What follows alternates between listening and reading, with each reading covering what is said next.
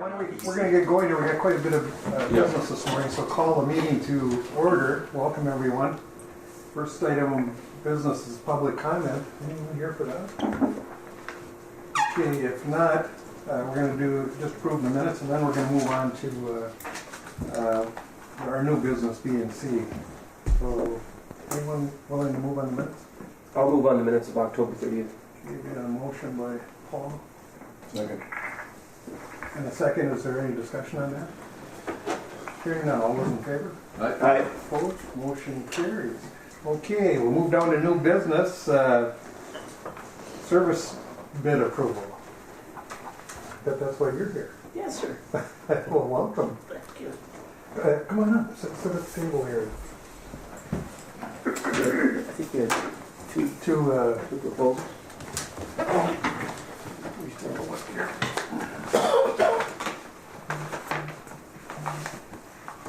Why don't you open that other one, Paul, for me? Okay, so on the proposal for the janitorial services, the board received two bids. One from submitted by Betsy Brokaw, and the other by Todd Cologne. And Paul, I think I'll let you take it from there, since you've got each have all the statistics now. I see. Well, it was bid, the way that they had to be bid, it was divided up into a number of different areas. Some of it's annual cleaning of carpets, but the basic services, which is basic cleaning and defined by how many times a week, and or it's a per month bid. Service Master came in at $46.80 per month. Brokaw Janitorial came in at $1,925 per month, and the other parts of the way it would be hard to convey this, but those are the primary services. Right, and the other tasks that are itemized out there, I don't see a whole lot of difference between them.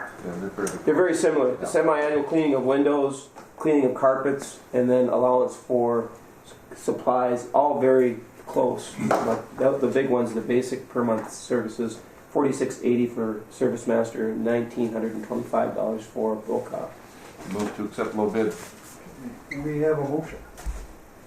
All support. And we have a second, awarding to low bid.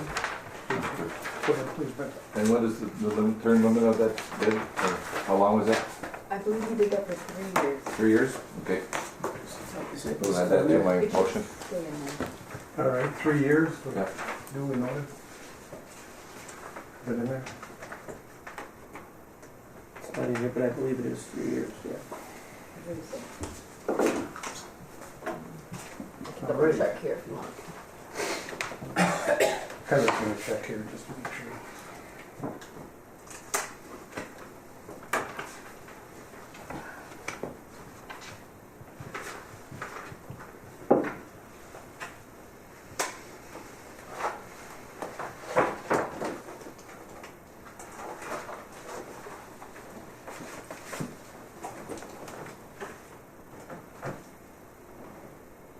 Yes, 3 years. 3 years. So any comments? You're here all the time. I'll just add this. All the times I've been in this place, it's absolutely smart. Yeah, absolute zero complaints working with Ted and his crew. They're Okay. very professional. He responds. They respond. Yeah, I have nothing but good things. Mr. Chairman, Also, also, as far as the airline side of it, does a fantastic job. Absolutely. They're in here right after the flight leaves and clean up after every flight leaves. No So it's question. clean for the next bunch coming in. Okay, right. All right. Any further comments, discussion? Hearing none. All those in favor signify by saying aye. Aye. Opposed? Motion carries. Thank you. Thank you, Ted. you. Now, if I may, gotcha. Let me get Mr. Brokaw. Okay, adding to his multiple hats here, he also knows the building very well, and I would ask you to please share our latest recurring boiler number 2 issue. Boiler number 2, Same one we had problems with from the beginning. I would trust my family's life on boiler number 1. Boiler number 2 has been Nothing but trouble. nothing but trouble. From everyone. Last spring, we finally worked the kinks out. Last week it started to do the same thing. So now I've got a list of items that they want me to go through and confirm and make sure that some of the things that were supposed to be done last spring, which is kind of news to me, were taken care of. So I'm going to do that tomorrow or Friday. Go through it, but we're still having the same problem with boiler number 2. So, and it's an air pressure issue. And, you know, thank gosh, boiler number 1 is, you know. And hopefully with the paper trail, even though we're quote unquote out of warranty, that there's something we could do. Yes, Possibly Mr. Schmidt will be involved in the future. yes, something needs to be done, and, you know, that's, Paul, please. Well, and they're identical boilers, right? yes. Identical It's crazy. They look- configuration, or Yep. literally, yeah. Yeah, and like I say, number 1 has never missed a beat, but number 2 is just, it's got gremlins. It's just, Why are we dragging our feet on this? Why don't we get something going right now? Well, and- We got winter coming. right, but with my boiler checks, I just found that, so now I'm gonna, you know, there are a couple of items, but, you know, somebody's gonna have to step up, whether it's the Manufacturer. RM Cotton, I think was a distributor. I'm not, you know, the factory rep that they had up, but we've had, you know, several people up here looking at it. They tore it apart, you know, and there's definitely an issue. I know they did some venting changes last year. You know, now they're talking about there was a loose control wire, you know, but it's the same error that I'm getting every time, and it's so. Ted, you know, we've had those glycol leaks. Is that the boiler that No. has been that? No, because that's Good totally question. separate from Excellent. that. Okay. So, you'll report back Yep. to Thor and Yeah. yeah. We're on the floor. And everything's ran just fine. I mean, since they said that, you know, the venting changes and whatnot, it has not missed a beat until last week. So, Is Steve put it online? And Steve's on the loop Yes, too. good morning. I am He's online on. listening in. Ted, did you talk to Ross Taylor at all yesterday from yes, JK Mechanical? I let Ross know that I was going to look into the list of items he requested yesterday. So I'm going to confirm that those items were taken care of, or so I'm going to do that on Friday.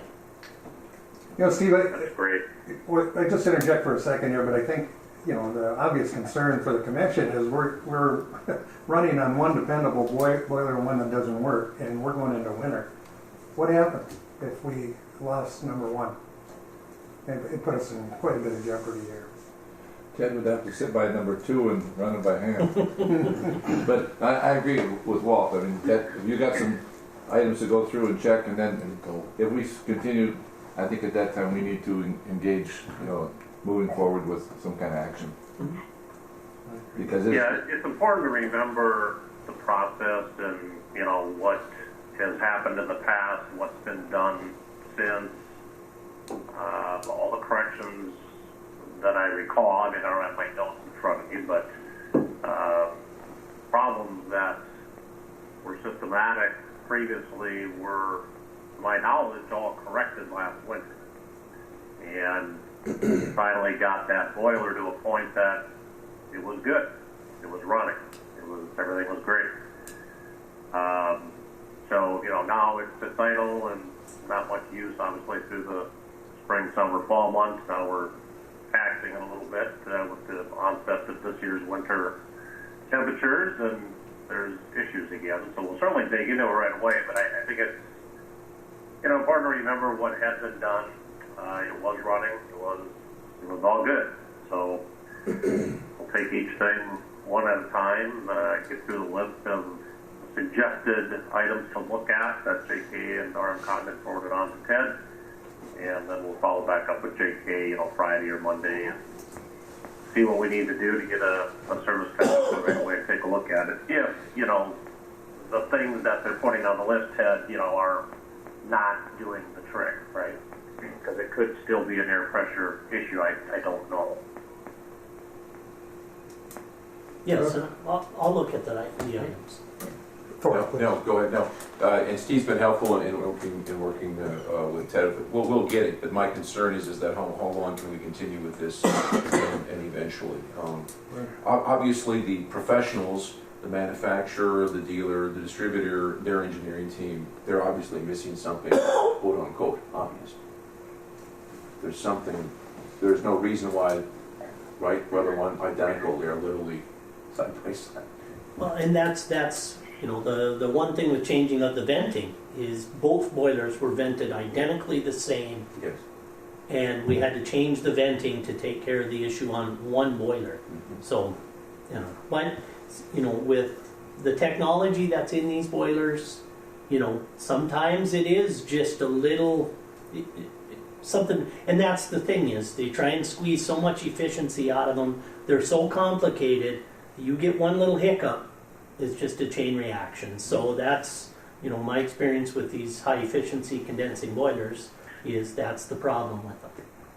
When they're running, they're the best, but when they're not, it's one little hiccup can cause some real headaches. So. Not an easy fix, that's for sure. We've been dealing with it, Yeah. as you said, for so long. And Mr. Chairman, can I Yes, bring please. one other item up? Absolutely. Since Steve's on the phone, is where are we at with the generators? Good question. That was on my list. John, go ahead. The Generator, question specific to what, Ted? well, the gallons of oil was burning. You know, nobody's really went out and ran it like it ran last summer to see if it's actually still burning the oil or eating the oil. I wouldn't say it's burning it. And I'm concerned that if we are put in a position where we have to run that generator for long periods of time, I don't think it was ever resolved on where the oil went. Yes, Steve, we did not hear back from the generator folks regarding the oil analysis, did we? Did they share the information? They did not with Teddy or I believe, no. My knowledge, I'm not sure we did ever receive a written summary or response from the generator manufacturer. Nate had shared with us verbally that he spoke with them, had done their analysis, they'd done their review, they believe everything is good. There you go. So my question is, what was the criteria that they had to run it 4 hours a day for X amount of time? Which they promised they were going to do, and So- they did not do it. I am willing to come in here and run that generator for 4 hours a day for 2 weeks. And got the if criteria. it doesn't eat the oil, I'm fine with it, but I think we're gonna find out. Nobody's looked into where does 4 gallons of oil disappear? There's an issue with this generator, and the longer it goes down the road when we need it and that's the problem with the generator. It sits there and you don't need it, it's fine. But when you need it, you're going to find out there's issues. Let's get together and we'll set Well, I aside. assume we're doing a monthly test on it to make sure it is operational. Well, correct? actually, we're doing a weekly test on it, Every but Tuesday. But that doesn't show the So it- oil consumption, yeah, unless you run it longer. Correct. And how long weekly then are you running it, Ted? it's an hour. It's an hour run. But the issue we had with the transfer switch, the generator was switching over so often, we didn't catch how many hours it was running. But the oil was disappearing.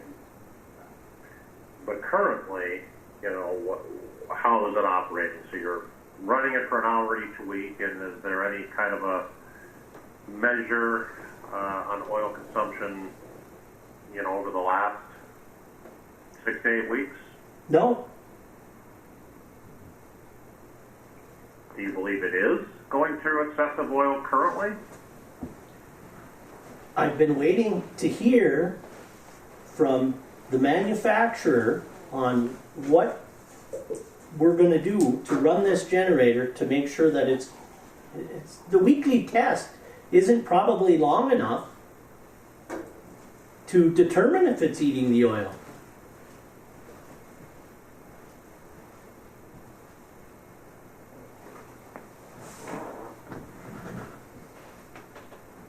We could run it for, we could run it for a day straight. That's all I'm waiting for. I bring these issues up, they disappear in the World Wide Web, and I never hear back from on them. And that generator is a huge one. This summer, there was obviously something wrong with it. I still think there's something wrong with it. I think We'll get a hold of Nathan Riggs, who was, bird dogging exactly that. Find out where the letter is from Craig or Generac, and get to the bottom of it. We need- at this point, we just start on the run. everything is fine, and okay, we take that at face value.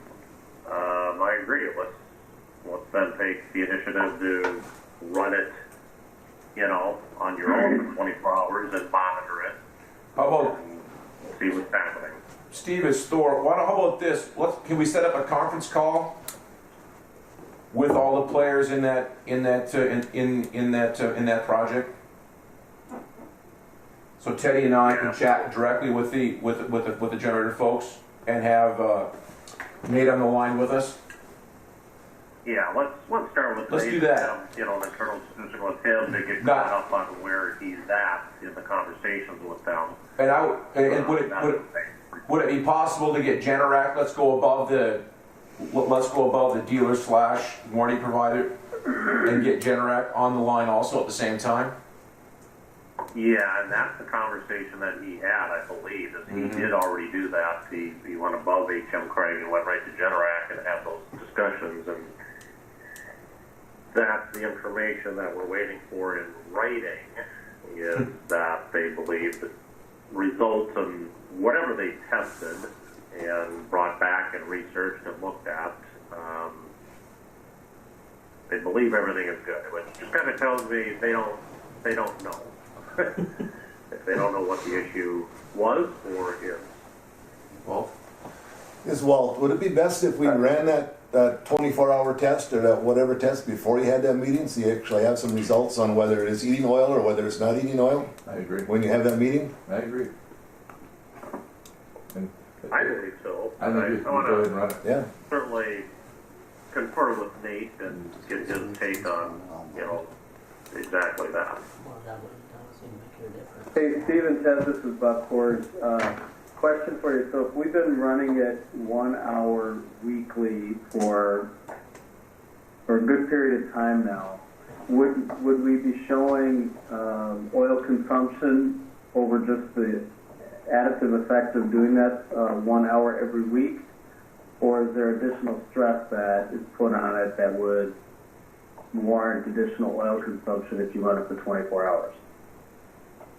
Well, if we put it on load, depending on what, usually the load of a building doesn't put, that's the reason why you load bank it once a year, to put it under a serious load, to make sure that it's capable of doing that. I'm assuming that by when we put this building on load, it's not gonna, the generator's not running at 100%. The last time I talked to Nate, when they were requiring that we run it 4 hours a day for X amount of time, my question is, why were they asking for that? The motor's so big that, I think it holds like 14 gallons of oil. So running it 1 hour, it takes it a long time for it to drop off the dipstick. And I'm not a generator expert, but I know that by testing the oil, it was eating gallons of oil. And that was because we had an electrical issue where it was transferring all the time. It was cycling and nobody knew it. And I think that's our point, right? Was that possibly the cause and the reason initially for that consumption. Now that that electrical issue has been resolved, it'd be good to understand whether it's a 4-hour run, a 24-hour, let's put it under load and see what it does. If we haven't done that, then absolutely that is the next step.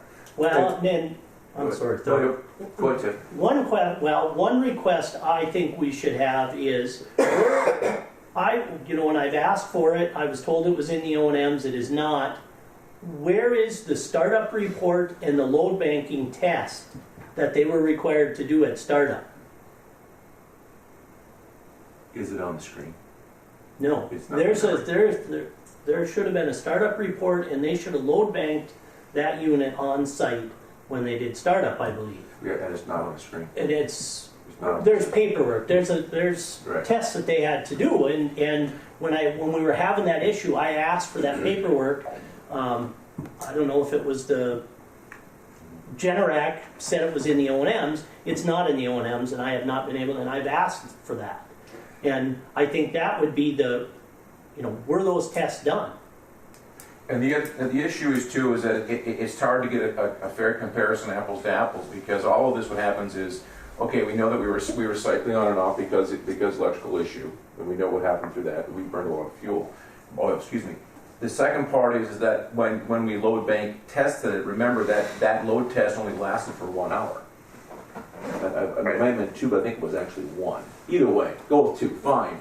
You're only loading the generator for that period of time, not in a realistic sense. We can certainly easily run the generator 24 hours. We can start tonight. It is relevant to me, but we're still only going to have an unloaded generator, right? We're not going to be loading it at the time. To your point, is that when it was cycling, it was loaded totally. I just want to make sure it's resolved before we get too far down, and but I'm not a generator expert, but an oil sample, trying to figure out why it was eating gallons of oil, just doesn't seem... We never did get a copy, the promised copy of the oil analysis, did we? We have not. Kind of interesting. Well, the point being, if it's under load, it could be under a different stress than when it's just running. So, Sure. So running at 24 hours may not give us the answer. We can try. Can't you load it overnight? That'd be a start. No, you can't. We can't split the. It would take an act of God to load it, and we'd have to go to the power company to get. And to actually do an actual load bank test, you don't rely on the building. Basically, they bring out boxes that are huge toasters. That's what they are. Okay, and they put that generator and run it at its peak for a certain amount of time. When the building is added, it's considered a load, but it's not at 100%. It's not, it's however Nate designs it. Right. I just think this is an issue that we need to get the players together and come up with a plan. But I'm with Walt. Run it. Even if it's not loaded, run the motor, run the engine, and see what happens in 4 to 8 hours, 10 hours, whatever you want to do. But I think then we need to get the players together and have that discussion. And get that oil sample. Yeah. We got to get the oil sample. I'm very curious why, because they were all about the oil sample, and all of a sudden it kind of dropped off. Right? I'm intrigued by that. Well, we've got to get it fixed. There's no question about that. So we need to keep you in the loop too, Steve, on this. So if we're going to do that, why don't we let these? I mean, are you okay with what we're proposing here? We're going to run it, even though it won't be under load, see if anything's going on. I mean, maybe that's a first step. But the problem being, we don't know what's going to happen when it's under load, because that's when it lost all the oil before.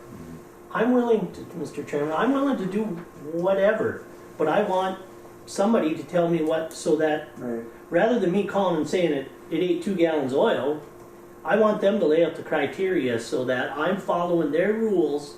So at the end, we can say, yes, there's an issue, or no, there's not. And it got to that point where they laid out that criteria, but it was never followed through on. So Because we circled back, to be clear. Because we circled back Right. and they promised that they were going to come back and do what they told us to do, because Yes. it was their responsibility. It was their responsibility to do that. And that was agreement, correct, Steve? That's my recall as well, Thor, yes, that when they did come back, they didn't really do a 24-hour test again. They just did another, couple of hours. And they sent the same technician that we really didn't care to see again. All right, well, at this point then, let's run it, see what happens, but that's the first step. But I think long run, we're going to have to get everyone together, as Brian suggested, Steve, and get this, make sure that it's fixed. I think we'd get. Yeah, we'll work with Ted and come up with the game plan. Ted's, spot on, really. I mean, we should be looking to the manufacturer to give us the criteria of what that means and how do we monitor it and how do we watch it and what kind of load can we put on it. But I'll make a call to Nate right away and see what we can do to orchestrate that conference call, if nothing else, initially, and then come up with a game plan on, how and when can we do a 24-hour run on it and get some further results.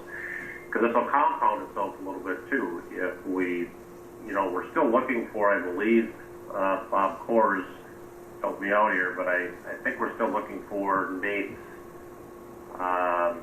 engineering, if you will, information so we can get some pricing to potentially add the jet bridge onto this generator. So yes. If we're going to do that, what That's truly really important. Interesting. Yeah. Yeah, you don't want the jet bridge. Yeah, that is correct. So I still need that information from Nate. So anyway, you'll get a hold of Thor and Yeah. all the people that need to be there. So, all right. So meantime, let's run it and see what Absolutely. happens. Follow Nate right away this morning and see if we can poke the bear, if you will, and get this figured out. All right. Thank you, Steve. Thanks, Steve. Wade, if I may. Yeah, please. Please share with the group with our water shutoff situation on the Shortwood property. We're working with Ariel at SCH and with you yesterday with your team, and we shut the water. Please explain a couple of hiccups you ran into. So with the Schoberg property that was purchased, we went to shut the water off there yesterday. The curb box was about 9 feet down, and it's right below a fiber optic line. So we were struggling to get it off. The question is, we did get it off without having to get into the road and take the curb out of the. But the question is there going to be any plans for water there in the future? Is my understanding no. This is Ariel with SE. Laura and I spoke briefly yesterday about this, and I do not believe there's any plans for water or gas service on the Schoberg property for the new facility. That was certainly my memory in the discussions with the NOAA folks. Well, what is the problem if, in other words, if we don't do it now, we're going to have harder time doing it in the future? Well, and my question is whether the service can be abandoned or we want to leave it live at the curb. The only issue is the problem I'm finding with tearing down buildings and leaving a water service there is the frost grabs a hold of the curb stand, turns on the water, that type of stuff, and it leaks, we never know about it. So it's unaccounted water loss. So what we've been doing as we demo buildings is if the site is unbuildable or nobody has it, we abandon the water. We do some other things to protect ourselves. So if you do want water in the future, there's just a little bit more cost and a little bit more effort to add a water service. Abandon it. Yeah. Okay. What does that involve? I just cap it? Give them a little detail about where the line is. It's So, interesting. I mean, the line is about 6 feet off the curb, but it's somehow when the road was built, there must have been some damage to the curb box. So they buried it.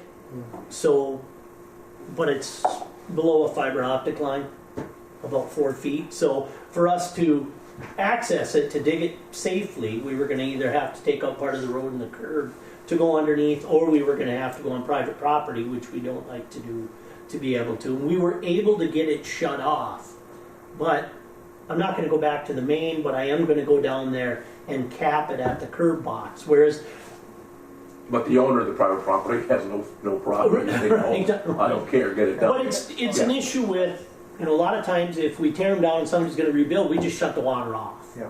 Okay, now we're gonna wanna get down there to that curb box, put a cap, a disc, so that even if the curb box does get turned on, the water isn't spilling out the end of the copper underground and making its way, you know, so. Well, all indications are we're not gonna be using it for any of that. anyway. Okay, yeah, Were there 2 services there? Or just one? one I believe is one. Okay. All right. Good. Anything else for Teddy? No, you got me. You're on board, so. I'm glad you came anyway. Yeah. Well, thank you very Good much. aggressive. Congratulations on the bid. Thanks. Thank I'll you. over and let her know. Good lord. Thank you. Thank you, Teddy. Move on to the financial statements.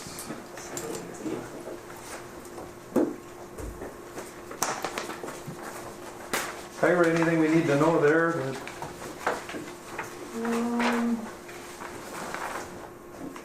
Nothing really out of the ordinary.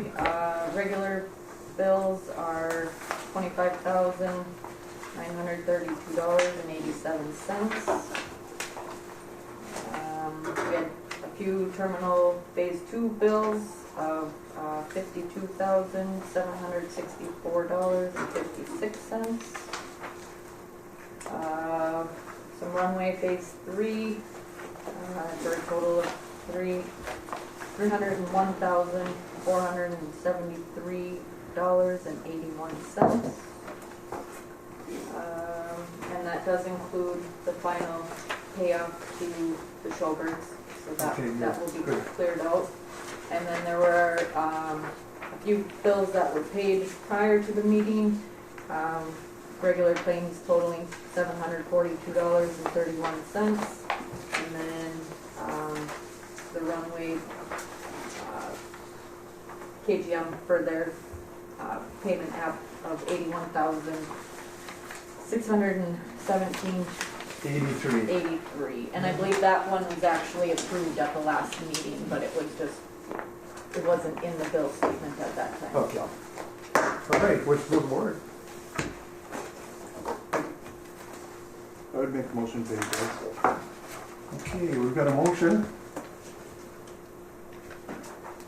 And a second, Mr. McBride, to pay the bills as outlined. Any questions or second? Go ahead. Question, Thor, on UHL company, Where you at on that? unpaid bills, page 2. I'm just curious what UH Let's is. say, This is UH company, $2,632. it's gotta be parts. No, that's fine, no, by the end of the meeting, I'll have it for you, okay? I will. No worries, we'll just- Go ahead, please. One question for Sean, that KGM, is that the final payment to KGM? That 81,000? No, we have, that was payment, number 5, I think, from last month. We have another payment, planned this month, and we're still holding 1% retainage. So, we still have, some money owed to KGM, as we kind of work through the last punch list items, kind of finalize the project and make sure, that everything is looking good in the spring. But we are well under budget on that one, so that's the good news. But yeah, it's just paying for money that they're owed. Okay, yeah, it says number 5, payment number 5, so, all right, thank you. Yep, I'll be presenting number 6 during the engineer's update. Okay, thank you, Sean. All right, any further questions? Hearing none, all those in favor, signify by saying aye. Aye. Opposed, motion carries unanimously. And then with that, we'll move on to the engineer's report. Sean and the crew. You want to get Steve in first? Steve, You want okay. to start off? Come Why on. don't you, I've actually got to be on a phone conference with a judge in about 4 minutes. So maybe I'll go Is do that all? And then I'll come back and we'll do a meeting. Okay, sounds What are good. your priorities, counselor? Our office. Sure. Yeah, we've got so Thank you, Steve. All right, back to the engineers.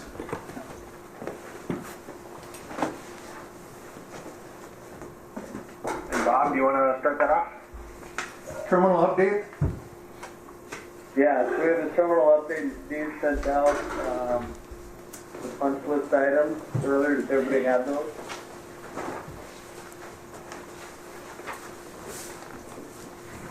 Let's see here. Good. Cross. Yep. should Cross be that? Anderson? And then Steve, do you want to run through the Oh, there it is, yeah. punch list item? Yeah, I can do that, absolutely. Underneath SEH. We'll run through the list of items, starting with Jet Bridge. We do have information on the suggested, I'll call it flexible soft flashing that Jeff Benson, Global Aviation Services, had recommended doing. So we're tracking that down to understand what that might mean cost-wise, and then we'll work with Thorne Group to see if we can do to get that changed out. That was over the Jet Bridge. Get that, Yes. Yep, on the rotunda, to make sure that helps with the water mitigation issue whenever the back slope is too much, and melting snow, rain, ice seems to backwash towards that rotunda. In addition, I talked to Range Cornice Roofing at the suggestion again of Jeff Benson about maybe adding a hinged cover that would gap between the bridge section and the rotunda. So Terry and I are going to continue to contemplate that and see what that might mean. And he can try to get a cost on that, but I'll probably have to set up a meeting to get him out there and get his eyes on that over the next few weeks. So that is ongoing. The additional interior signage that you had previously approved is not. That should ship next Tuesday, December 3, from Minneapolis. So as soon as we see that arrive on site, we'll get our folks up there to get that installed. Customs space, there are some additional door hardware items that we need based on their punch list review of items that they had requested we change or add. Those parts and pieces, again, are ordered from Sell Hardware at Duluth, and we think that's roughly 2 to 3 weeks when we can finally have those parts on site. We'll then get them installed and finalize customs punch list items. Their motion detection security system was installed, I believe it was a week ago, roughly 2 weeks ago. There were a couple of parts and pieces that Brothers Fire needed to reorder, so it's not quite yet complete, and there's a programming piece component of this that once we have those replacement parts, we'll schedule a meeting with the right folks from Customs, Brett Shabazz, Marty I, Tony Jackson maybe, but I'm guessing it's probably the week of December 9. To schedule it so we can get them hopefully finalized and approved and moved in. Good. So we're getting close, and a little bit of a process trying to round up the right folks and parts and pieces in engineering that they had asked for. Steel coating, I think we mentioned last time, is done.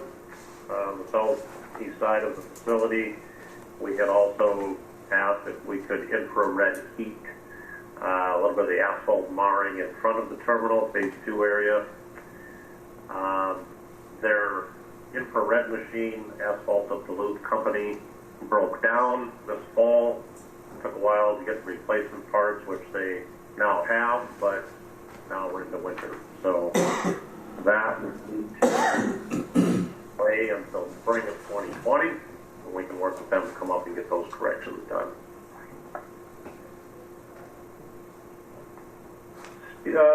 Paging system, speakers, we may have conflicting information, I'm not sure, so maybe Kyra can help weigh in on this and what she's possibly heard, or anybody else there at the commission. Again, Brothers Fire, Hampton Electric were up, installed wall-mounted fire alarm speakers to see if that would help with the acoustics issue in the gate lounge and the lobby area. That was done. Talking with Kenny, the electrician, and they actually ran that through Holly and did a test. Holly felt everything was really good. And then there was a follow-up email, Kyra, I think last week that you had sent, and it seemed to indicate There were still problems. And that may have been I'm really prior. not sure what's happening, either it's good or it's not good, and maybe we need to do the witness test ourselves again and schedule a time to stand people in each area and do another test and see how it's functioning. Let's let Kyra. This is Let's let Kyra in first because she's got some info. When I talked to Holly, it may have been prior to the day that they were installed, or may have been that morning that they were installed. So I don't Okay. know that end of it, but maybe. Right? I just know that, that they put two small speakers down low, and it definitely is better, Oh, that's good. so. All right, were you able to hear that, Steve? Definitely, it was a definite improvement with the two most of it, speakers he yeah. installed last week. Yeah, Steve Trudeau, this is Bob Coors. I believe Tara is correct that feedback from Holly was prior to the installation of the new speakers. Okay, good. Okay. Okay, thank you. And we'll continue to, follow up on it nonetheless, and if nothing else, I want to hear it myself. Yeah. Hope that it is resolved. It's been ongoing for a year and a half or more, so indeed. Next item, we talked about the generator issue. This may, if we can understand, set up a conference call.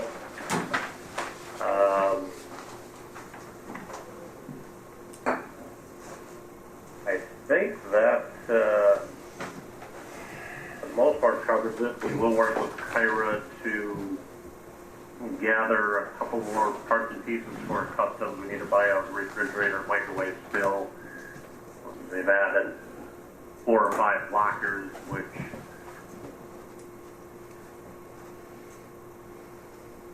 frankly gonna bring them up as soon as we receive some replacement lockers where they're currently installed.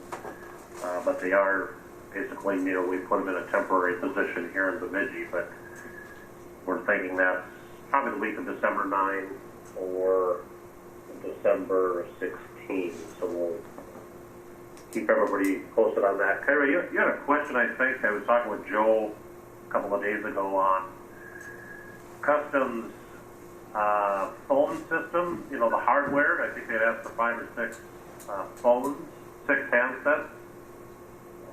Is that something you can purchase as part of your system if it matches up with the same phone handset manufacturer that you're currently using? The provider that's got the phone line in there doesn't provide those phone systems. Those phone systems came with our voicemail system.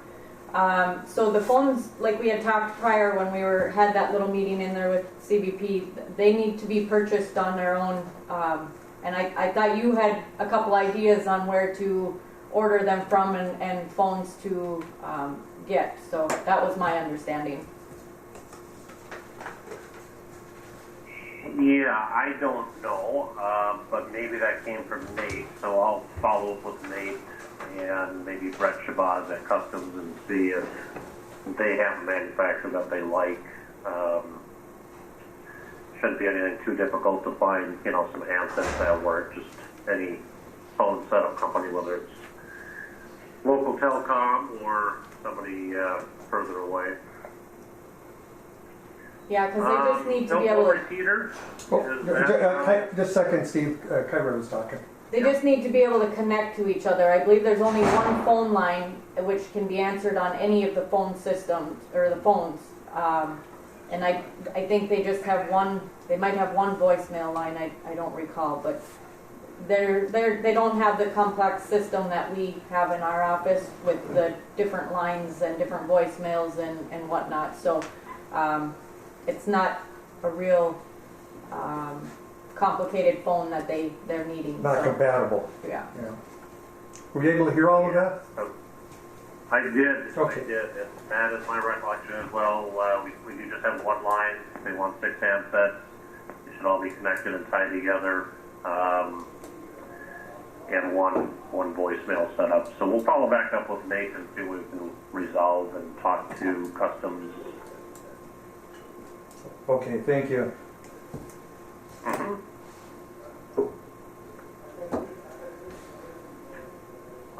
Telephone repeater, Kyra, is that now complete? I received an email this morning. It is mostly up and running. They have a couple additional minor inside antennas that will need to be added, which will help with the conference room and the TSA offices, and they hope to have those added next week, it says. So once that is completed, then they will do some final tweaks to the system and ensure everything is up and running as it should be. So we did have good service in our office this morning, so that was a definite positive. Was yesterday the first day of that? Yesterday evening they finished it up. So I was listening to the conversation here. It was like half a bar to 2 bars, depending on where you sit. Yeah, conference room here. Okay. Mr. Chairman, if I might. Please, yeah, please. Under Terminal Steve, this is Brian Briggs. On the Delta side of things, I talked to the Hanson Electric guy a long time ago. He said that out by the generator, it was stubbed in out there to be able to put an electrical box because we have to park our backup equipment out by the generator, but we don't have a plug-in to plug it in. And so what happens is the batteries go dead on that, and then if we go, jet bridge goes down or something happens, we can't get the stuff started to be able to use it to keep the airlines going. And the guy from Hanson Electric said it's stubbed right there. It's just a matter of him being able to put a stanchion there and put the box in. I was just wondering if we could get that, because especially in the wintertime is when we have the problems. If an airplane breaks or whatever, it's got to stay overnight. We've got to be able to get the heater. That was going. Purposeful at the time. Yeah. It's in the plan. Well, we obviously we have to have that, because how do we? Yeah. If the jet bridge goes down for any reason, we're stuck and not being able to help that airplane. Shouldn't be too big a job at the. He said it'd be nothing to do. He said he stubbed it there when he put, when they put the generator there. So I'm just wondering if we could get that taken care of, if possible. I sure think so. I'll follow up with Nate again and take a look at the plans, what was specified, if it was a rough-in only for some future, plug-in. Do that too. And then we can follow back up with you, Brian, and make sure we're getting the right Let them research and see what come up with. circuit out there and what it is that's plugging in, to know you've got the capacity. Thank you. You'll take care of that? Absolutely. Good idea. Good idea. We'll get it done. Yeah, we can get it done quicker. Yeah. Yeah. Okay. All right, well, thank you. Come back. Please continue then. I think we were at about, Steve, if I could just circle back on the cell phone repeaters. Is the issue resolved there now? Do you have good coverage? It's I would say 90% and much improved, but the conference room and TSA, as Kyra indicated, they need to do some final 2 pieces of install there, and then a little bit of overall tweaking, but the overall situation in the terminal building in our office is much improved, yes. They completed it last evening. Yeah, they put the antennas Okay. in our end too, down in the garage and stuff, so it should help us out too. Good. So from this room, we must be picking up from your. Yeah, I don't know what the distances are, but they need They need to, and we'll make sure they're Yeah. 100%, because that was part of the discussion, 100% of the Yeah. terminal, so we're not going to have any dark areas. Good. No, I went for 3 bars now. Okay. But again, that would go to how many people would be using at the same time, of course. But I understand it does get 5, 6 people on the phone. It does take the signal down a little bit. If I may. Go ahead, Paul, you asked about UHL. That's an HVAC company. But I also will tell you that I don't recall what they did recently. Steve, Thor here again. UHL company, a bill for must be for terminal work. HVAC company. Are you aware of that? What we did with them? I am not. Okay, we'll do a little research there. Okay, thank you. Is that when they came and they worked on the air conditioner in the garage and the ones outside, where they had to, they get full of dust and they had to vacuum them out? Okay, let me, I don't want to say yes. Yeah, they were in our garage, because we had to Okay. move all our stuff in the garage so they could get it Okay, to inside ones. I have the actual bill in the office too. I can We'll track it pull down. if Okay. it's in here. I'll call him. Thank you. Thank you, Paul. All right, anything else for us? No, that wraps it up. The only remaining item on the list, we're continuing to follow up with Wasabi Glass on Jet Bridge. the anomaly with on the light monitor, and then above the jet bridge, there's looks like a glass seal that broke on phase one, kind of up high. So I've asked them to get us a quote to get that replaced. Material should be in warranty, but there would be an installation piece that would not be in a warranty. Okay, any And that's it for me. questions from the board? All right, well, thank you. We'll move on then to SEH. All right. Moving right on to the memo, I believe Kyra was able to pass out a memo that kind of highlights our airport or airside projects and moving forward. Is that the case? Correct. Yes. All right. Well, right off the bat, number one is runway and taxiway reconstruction phase one. As I alluded to before, we have another pay application to present. Most of this is releasing retainage. We've been holding 5%. Most of the punch list items are complete. We have just a few stray items that we're working on with KGM, but we're requesting to hold back $32,000 approximately, but that releases the retainage, and we're paying out, just coming to agreement on quantities with KGM. So pay application number 6 is in the amount of $148,546.37. That's essentially work performed to date. And like I mentioned, most of that is release and retainage. Just a quick update on the total project cost. The construction amount was about $3.7 million. We're coming in well under that. I think the final number will be right around $3,400,000. So you're going to be about $300,000 less.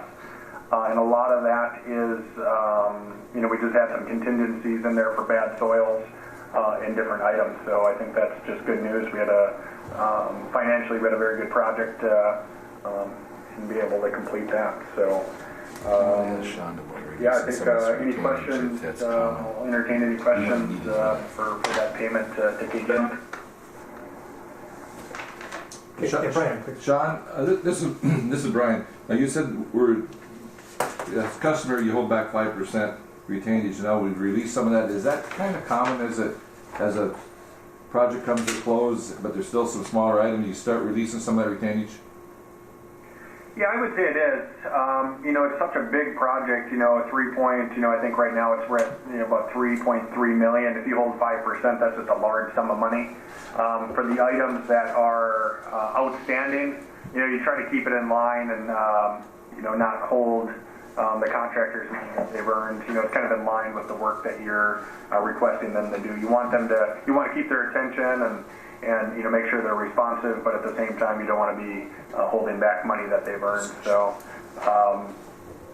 that's probably the best way that I can answer Okay, this. thank you.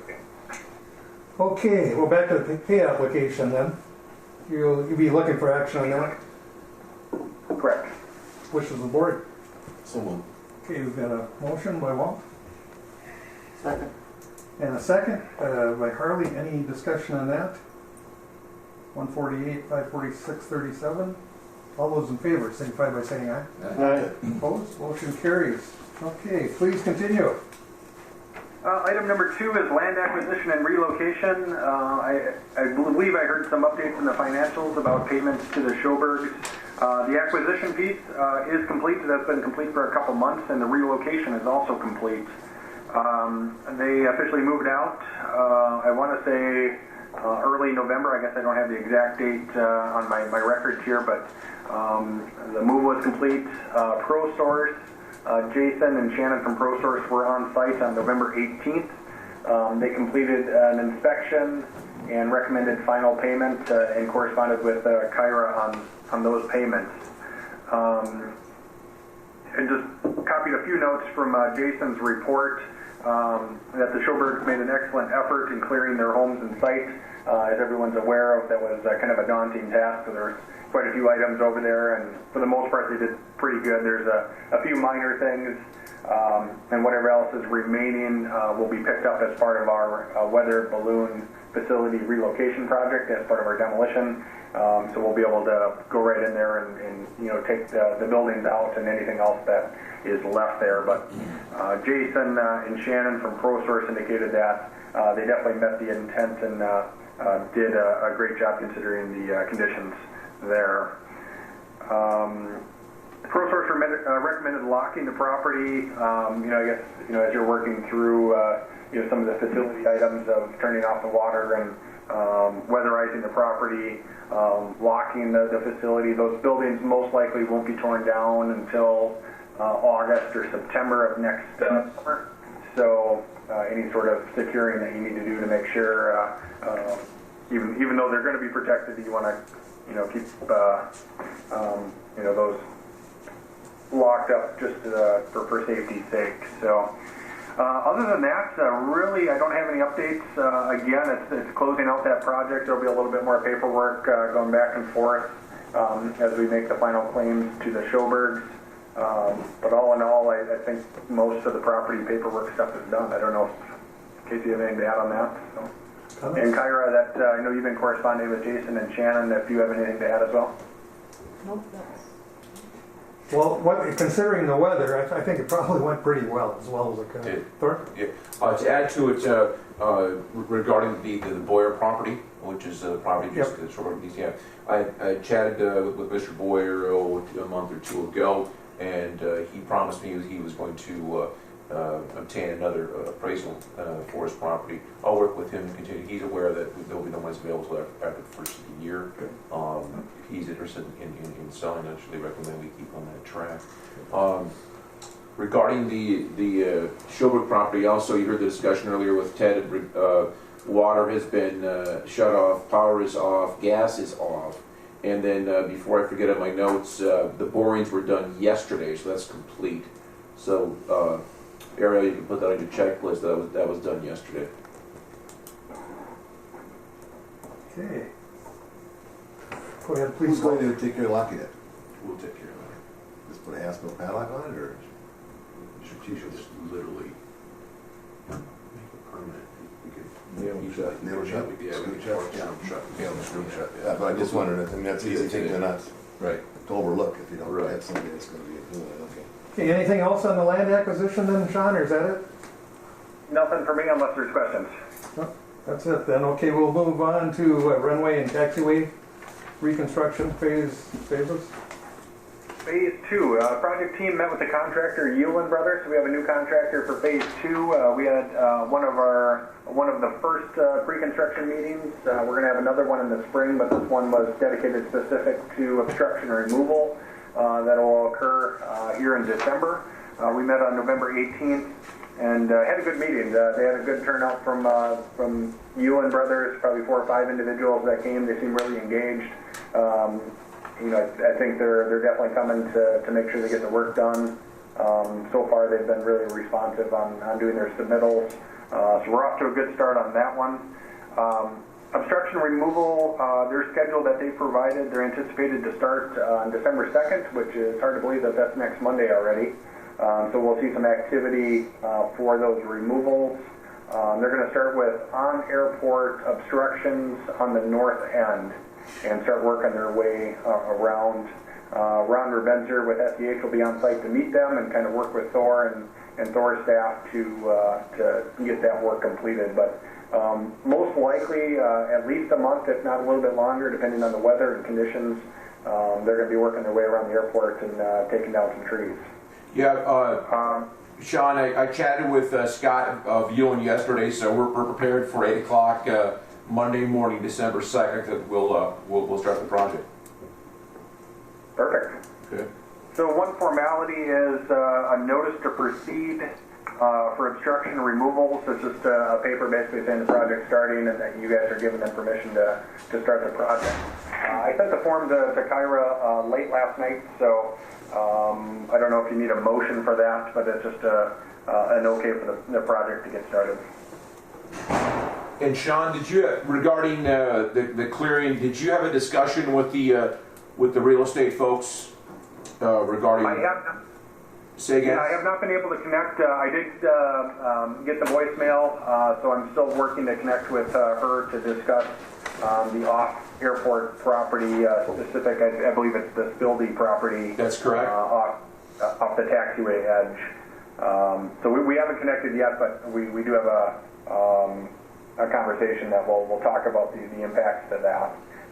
Basically what Thor is mentioning is that one of the properties that are impacted is up for sale right now, so it's kind of a gray area on, you know which landowner we're going to deal with. We want to make sure that we, Before the sale goes through. if there is a temporary easement or some sort of discussion, that's clear in any sort of property transfer progress or however that works. So we're working to connect with the realtor. Thank you. Okay, Brian, do we need a notice to proceed formally? Huh? Doesn't hurt to have one. Yeah. So moved. Okay, thank you, Brian. Second. The motion and a second. Any discussion on that at all? Hearing none. All those in favor signify by saying aye. Aye. Opposed? Motion carries. Thank you. Just one question on the mechanics of this. Are there people on the ground then that will flag that area, and then when they go to individual landowners, are the landowners present when they flag them, or how is that handled? I'm just curious.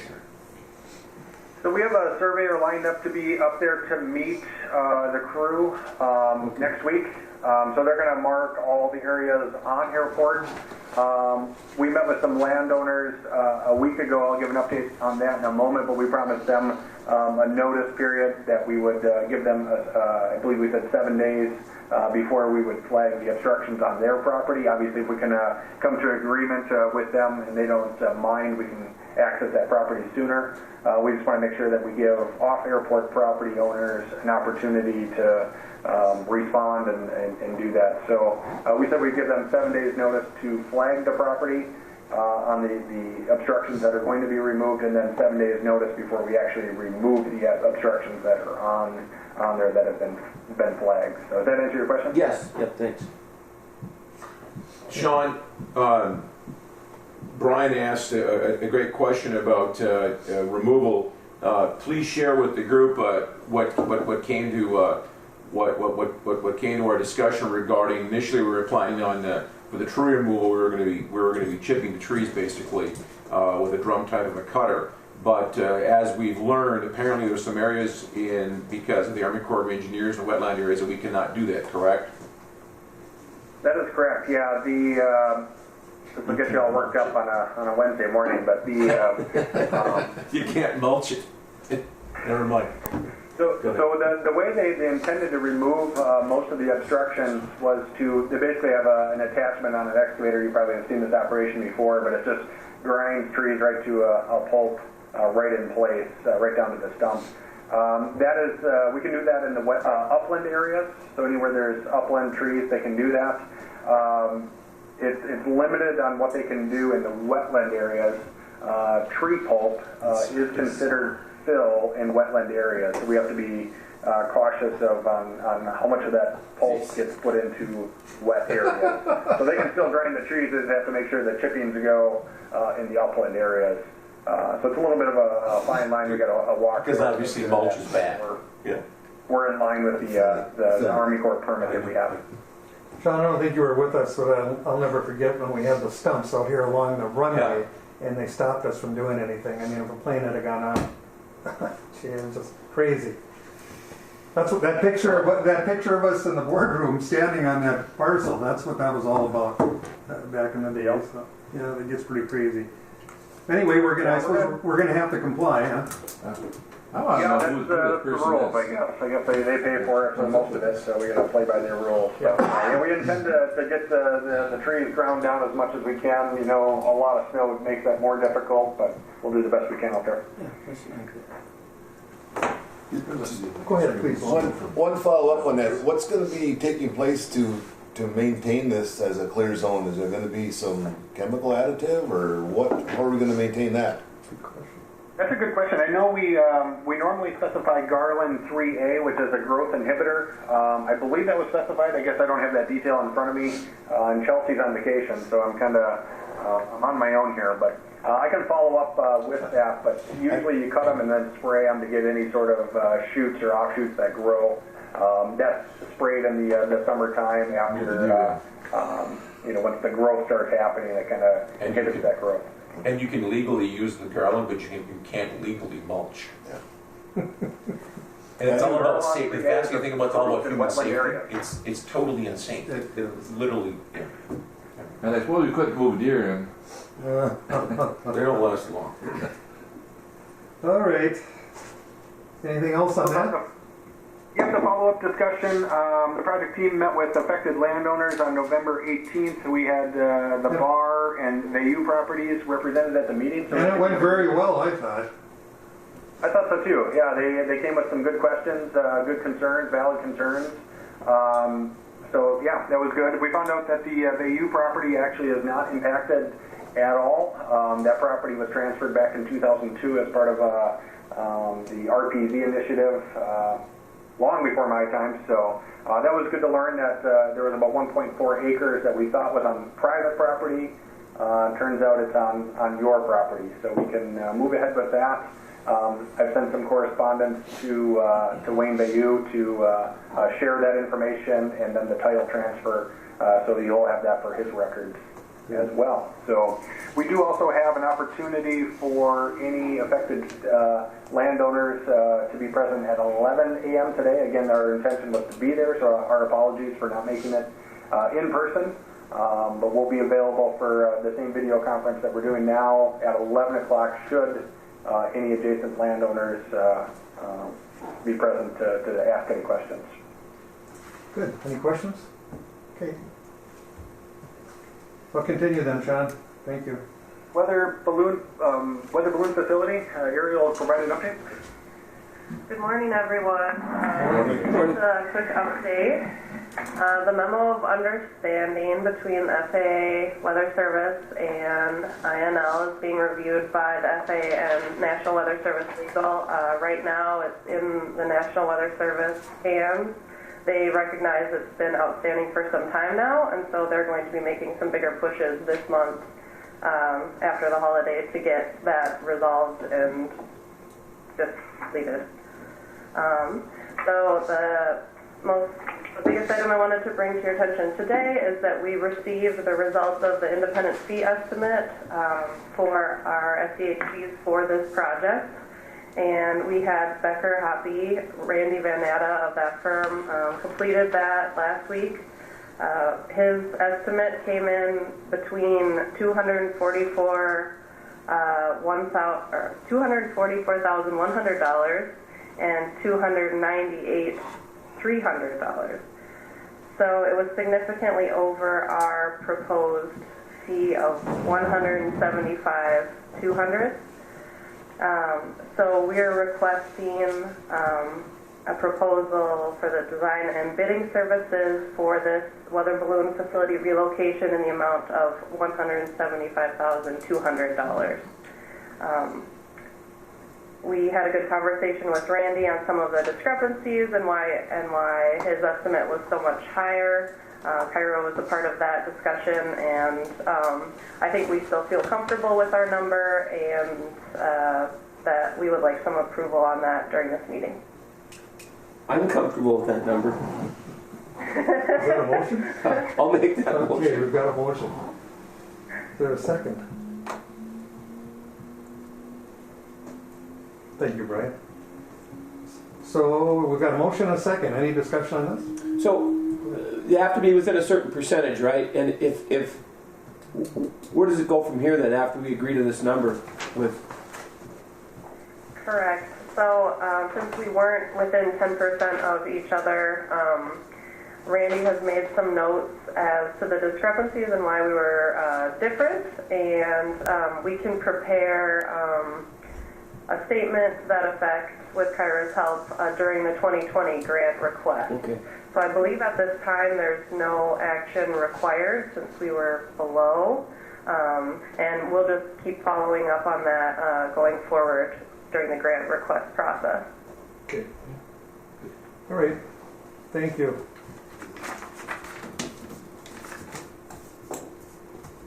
Please continue. Oh, yeah, that's right. All those in favor, sorry. Yeah, vote first. Trying to move this thing forward. All those in favor, signify by saying aye. Aye. Opposed, motion carried. Okay, Kind of like a early Black Friday sale for you guys. yeah. Well, we'll see after the next item. Yeah. So I should have mentioned that fee amount that you've just approved is eligible for 95% FA funding and 2.5% state funding. Thank goodness. Which is wonderful. With the project, we've got some design meetings on the calendar scheduled. Thor, I invited you to the next one coming up. Yes. So we will just keep going into the design. As you heard, the borings were completed. Did they finish yesterday, They or did. were they what's that? I was told that they were done. Okay, great. They weren't sure if it was going to carry into the next day. So that work is ongoing. Basically the heart of design is happening right now then, and we're anticipating April bid opening. So we'll be moving quickly to the construction document phase and construction next summer. Okay, any questions on that? Unless was there more borings added to the plan after they arrived? Not that I know of, but I Okay. haven't touched I'll check base today. with them after they were on site. Okay, thank you. All right. Before we move on, Steve, is your schedule, do you need to get in sooner? No, I don't have court again Okay. until 10:30. All right, all right. All right, we'll continue then. Wetland permit application. All right, a couple real quick updates on the wetland permit application. As you remember, we have two separate applications that are in. One for the commercial terminal apron expansion, because that's an independent project from the runway.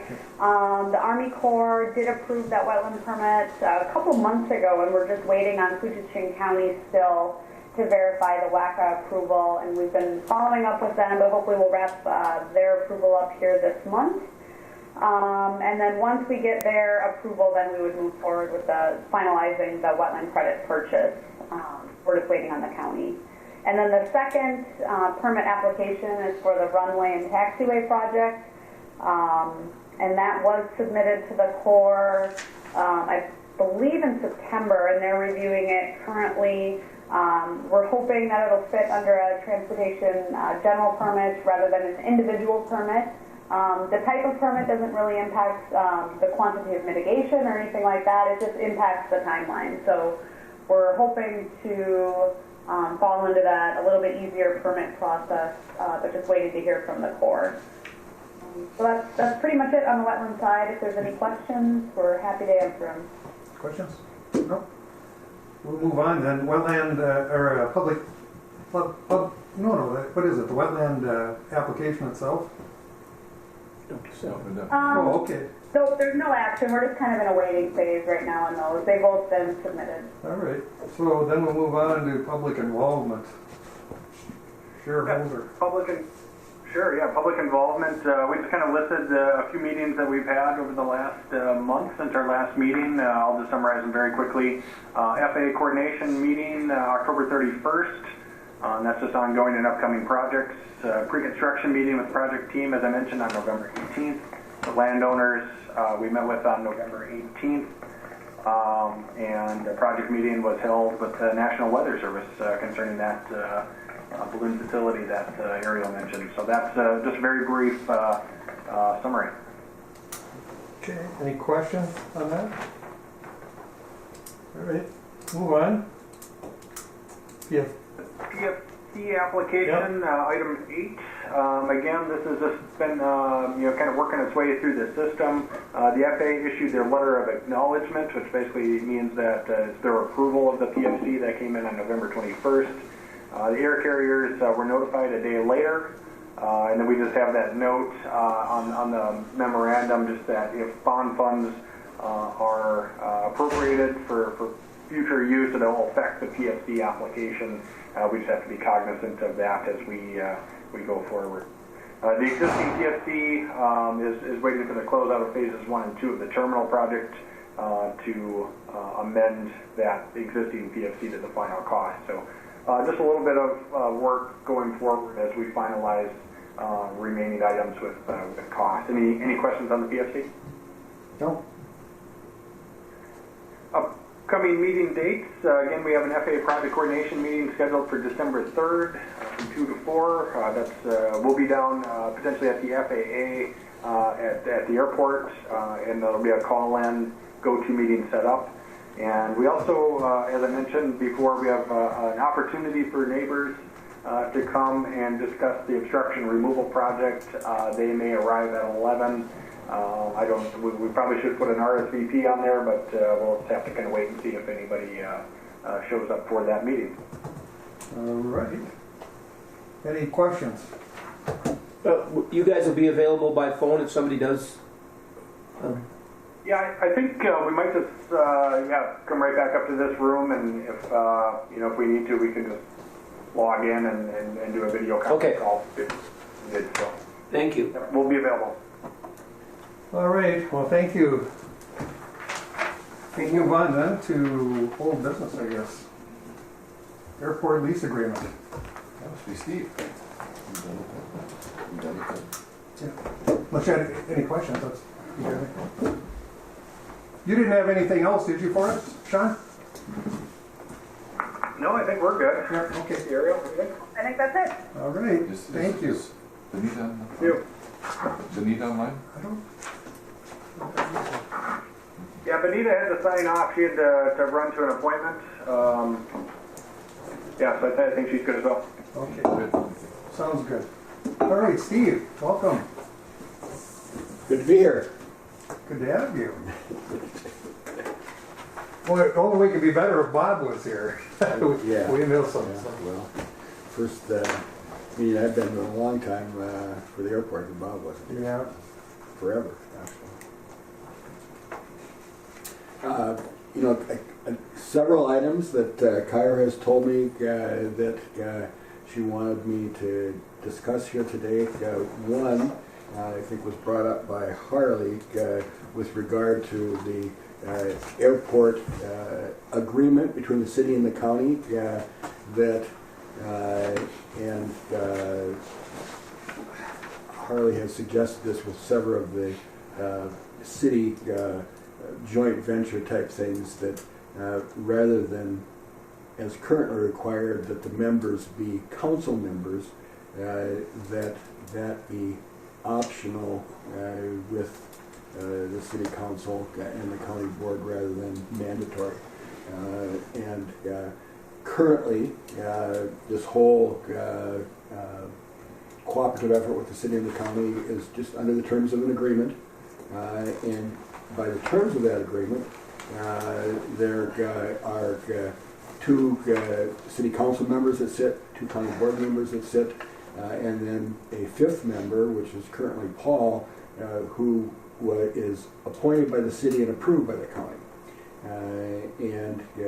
You can certainly change this agreement can be amended at any time if both the city and the county agree. Moving forward, this or other alterations to that agreement are certainly possible. So, Steve, if I may, Yeah, please. is this a joint powers agreement or? They don't call it a joint powers agreement. I think it's called here. I had all I see is airport agreement. Doesn't airport say. agreement. That's So what it says. It's not an official joint powers. It's not an official joint powers, but it operates identical to a joint powers agreement. But any changes say that either one of the entities want to do would have to be approved by the other one, then we'd have to update this agreement. Exactly. What we would do would be an amendment to the agreement that would be acted upon by the city council, the county board, and then ultimately approved by the commission itself. I mean, as I see the process, the commission would make a recommendation, a suggested change to the city and county, and then each of those boards would act on the airport commission's recommendation. If the airport commission as a whole did not want the change, then I don't see how it could be. I don't think either entity could force it on the other. The city, for instance, the city council couldn't just say, well, we're not going to send councilors anymore. We're just going to appoint some people. That would be in violation of the agreement. Well, what are the thoughts here? I mean, the first thing that comes to my mind is, we spend millions of dollars here, and if we've got 3 members who are not elected, you've got non-elected officials, spending that money. Where's that direct representation to the constituents, I guess, would be my question. And can we even do that? I mean, can a board with non-elected officials spend county and city funds? Well, again, I think what would happen is this commission would make recommendations. I mean, even now, you expend these funds, but I see whenever the expenditures of the city come up, they're approving the airport portion of the funds, and so I mean, I think there already is in place action that is approved, at least on the city end. I'm not sure if that occurs on the county side or not. Again, it's a personal opinion, not necessarily a legal opinion. I mean, I think it's worked very well all these years, having council and county board members sit as 4 of the 5. And I've always adhered to the, if it ain't broken, don't fix it theory. But on the other hand, Harley's ideas and the thought process behind it, trying to involve more citizens in all these processes and things, has merit.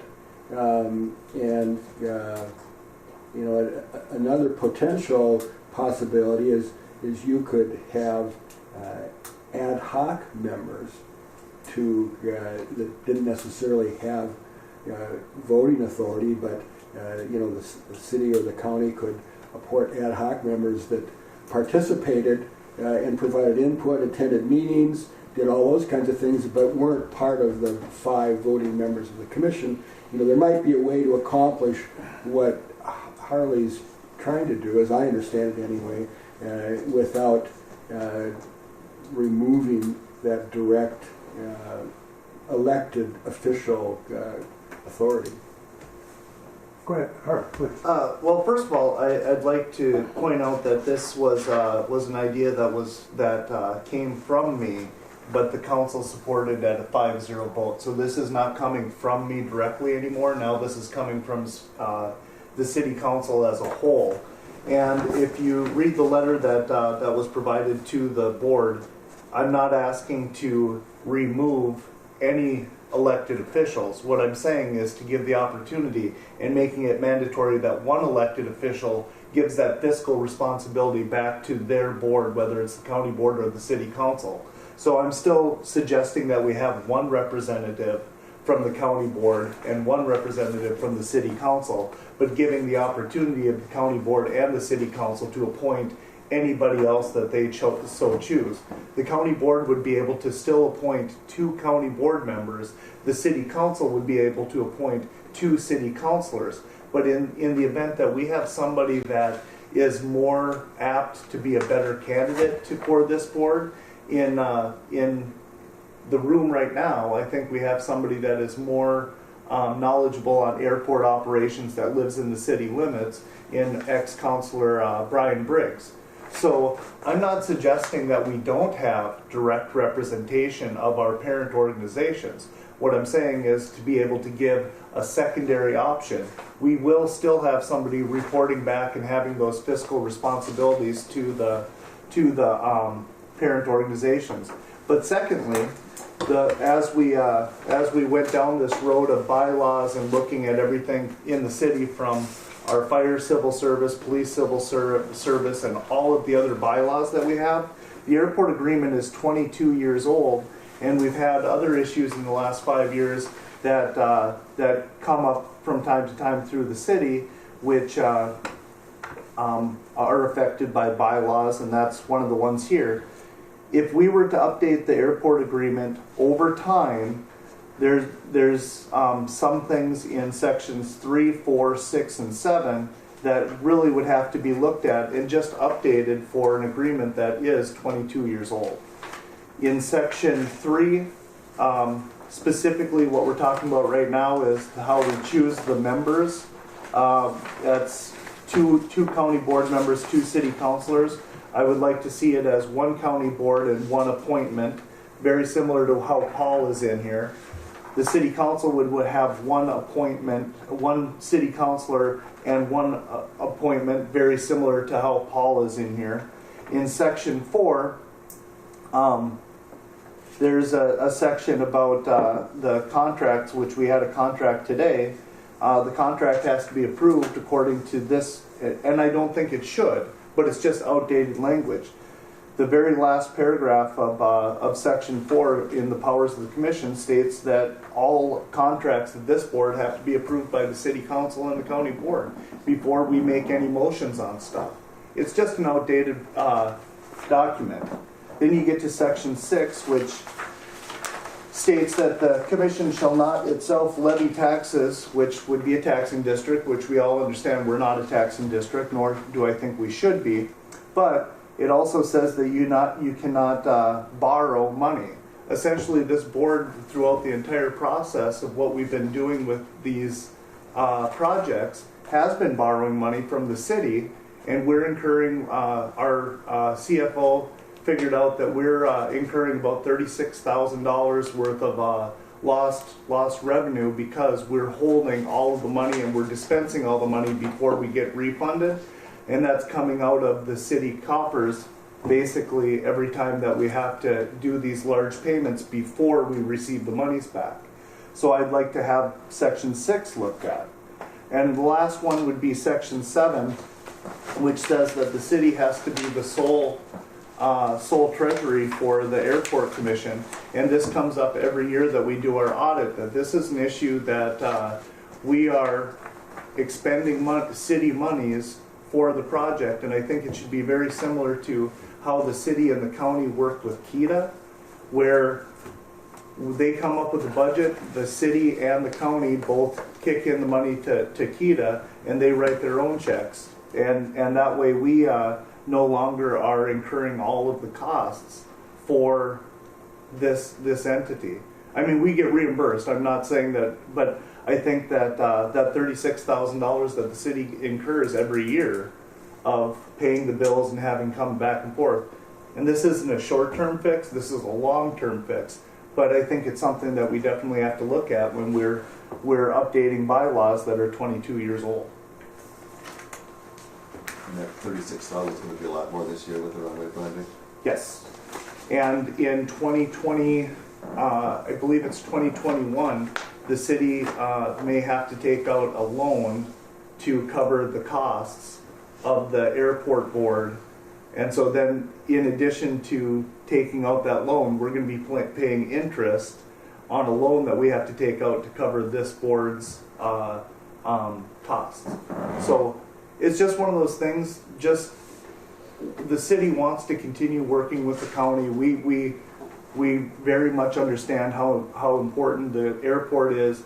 It's just, we'd really like to see moving forward a way that going into the budget season, we can account for what we're going to put into the airport. The county can account for what they're putting into the airport. It goes into one fund, and if additional monies come up, you know, obviously we have to go back to the board, and it would be no different than how we're currently handling KEDA. I mean, we're having a small financial issue with KEDA right now, and we're handling that by not receiving a payment back to the city and county.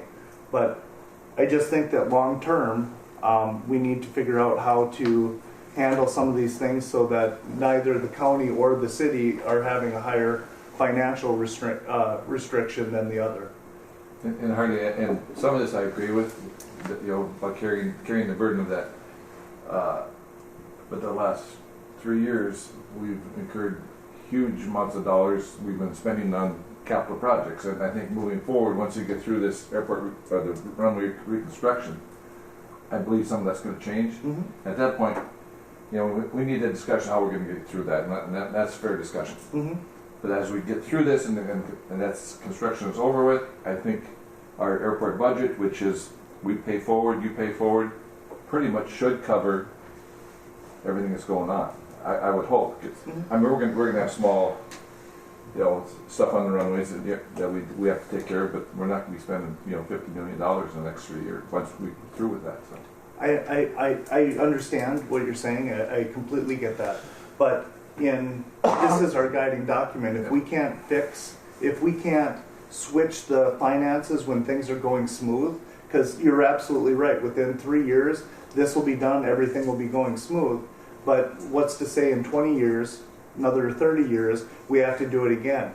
And in 30 years, the city has to incur all those costs again because we don't fix it when things are going smooth. Because we are going to get a new airport at some point in the future of this area. So all those costs will come up again, because if we would have had 20 years ago, we would have had the airport have its own separate funding source, not separate funding source, wrong words.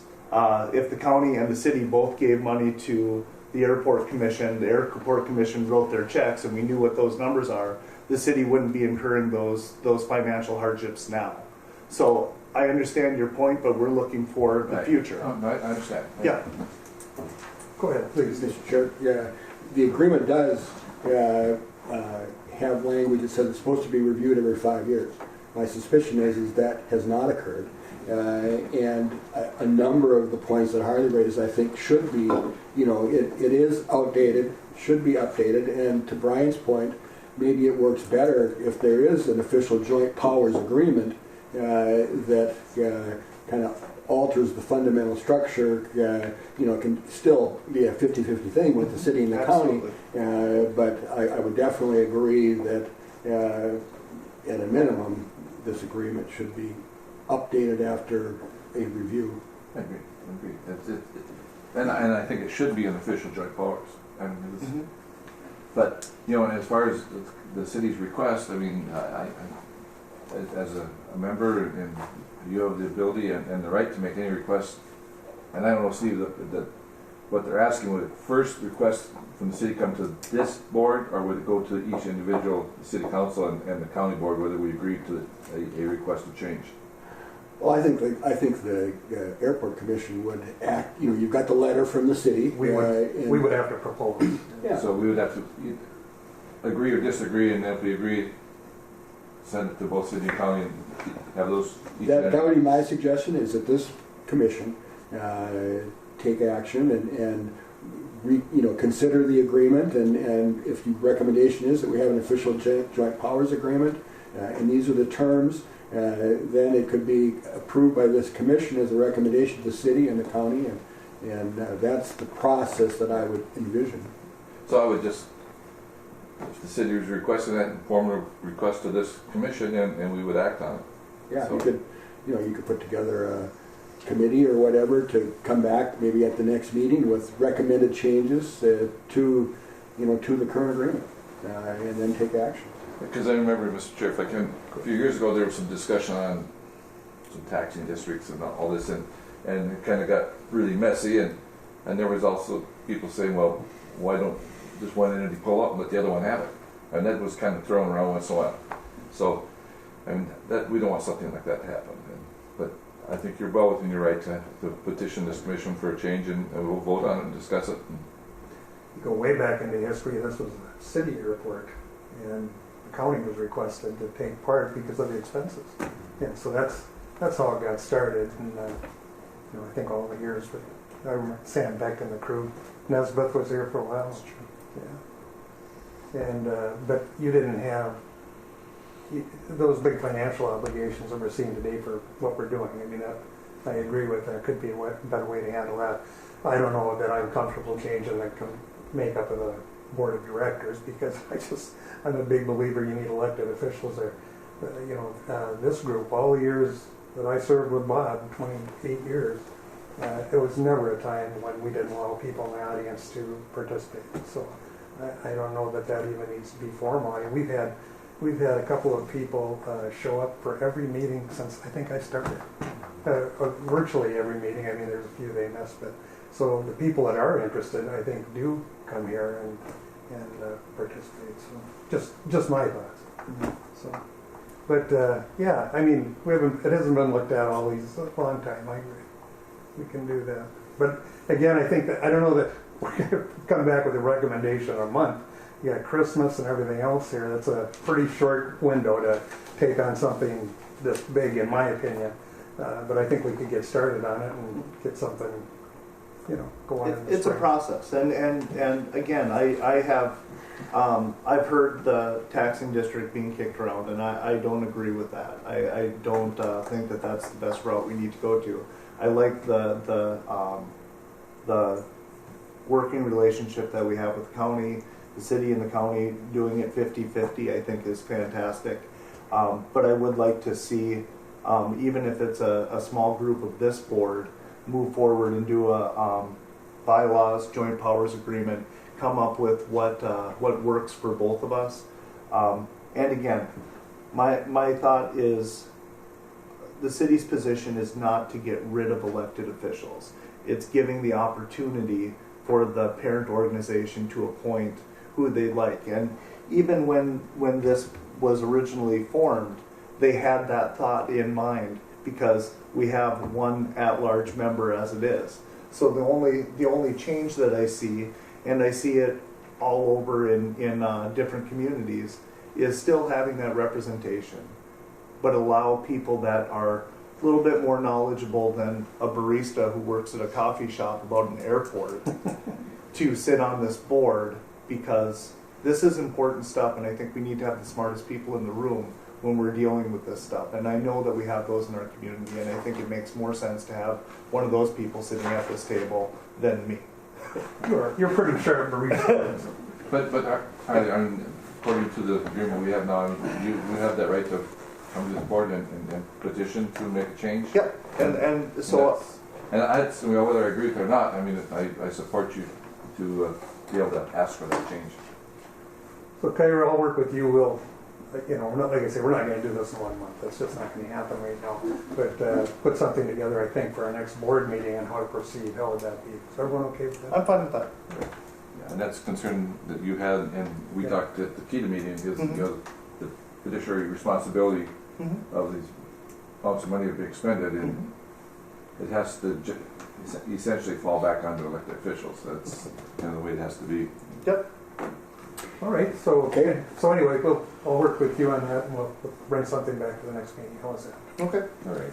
Other items, Kyra and I have been communicating about FAA has these compliance reviews and requirements, and there's some language that they've wanted in our leases that we have with the car rental people and city cab. Yeah. And we're in the process of reworking those. I had a draft agreement that I sent right at the end of the week, last week, to Kyra, and I thought before we get these all signed up with these different companies, I suggested to Kyra that we should maybe send this to, I think it was Nancy with the FAA compliance people, have her review it to make sure that they're good with what we're proposing to these tenants before we submit that all out. And then there's some pretty significant increases in the amount of rent. And maybe you've already taken action on how those are to be implemented. So, I would, and are their effective dates already passed for those? January 1. Okay. So my thought is, even if we don't necessarily have the new leases signed in place, start collecting the appropriate rent from them as of January 1, even because sometimes these start dealing with FAA and things can not happen real quickly. And then the other thing, we can do that though without that. Oh yeah, I mean you can just say here the rent. The board just and sounds like you've had some discussions with them already. Yes. And what I would suggest is just a letter that says, the rent is increasing as of January 1st to this amount. The formal written leases will follow as soon as possible because we're having the language reviewed by the FAA. And be approved by the board. Yes. All right. So once the FAA approves it, then the board would approve it and people would sign it. So, it could be, the middle of February before everybody's signing the document, but I don't think we need to delay getting the appropriate rent starting January 1st, and that's a logical time to have the changes take place. And then also with NOA, the contract with them, we had some discussions years ago, and then we stopped them. We're waiting for the airport to be completed, and okay, so here we are, and now the Showbloom property, and so we need to, I need to reconnect with the attorney for NOA that I was dealing with before, so we can get that in place.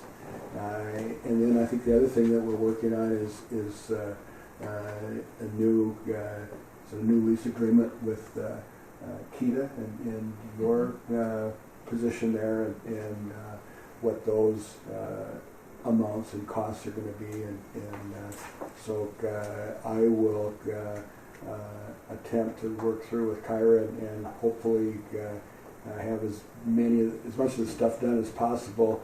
You know your meeting date in December yet? Or, no? And I could try and get draft proposal documents back to you by that December meeting. Yeah, I'm thinking getting back to the first item, even, if we're going to start January 1st, they're going to need notification too, so they can set it there. Oh, no, good, please. And I did send a letter out making them aware that increase will Oh, start okay. January 1. So Great. that letter went out at the beginning of the month. Oh, so. good, that's great. Okay, thank you. And as you know, Kyra and Paul are very hard to work with, so it's a difficult task. I don't envision any problems with that one. Go ahead. Kathy Vesley of Midnight Aeronautics had a good suggestion about that minimum standards for other providers of services not, that are currently paying leases, and I thought that was a good suggestion from her that we can follow going forward. All right. Anything else, Steve? Anything that we haven't talked about? Okay. Well, very good. I'll plan on attending the December meeting when we set a date and try to have as many of these contracts for you to review and consider at that time. Good. Good one, Chris. Please. Erin and Steve know, we were talking the spaces here within building and leases and those rents. Does that anything to do with hangar leases at all? There's no change with that? Okay. This is just going to be for the cabs and rental cars and... Yep, we haven't reviewed any of the terminal leases since we were in the old terminal, so that's where all of this came into play because of the increased square footage for each of the tenants and whatnot. So As far as hangars, that is... at this Well, point, we redid the hangars a few years ago and got new leases 4 or 5 with years everybody. ago. But I don't know that in FAA, they're really not involved with the language of those, so I don't think some of the boilerplate stuff that they want in all of their contracts doesn't really apply to our hangar leases. All right. All right. Any questions? Happy Thank you, Thanksgiving, Steve. everybody. Have a great Thanksgiving. Take care, Council. Yeah. All right. Naming of the terminal. That's the next item.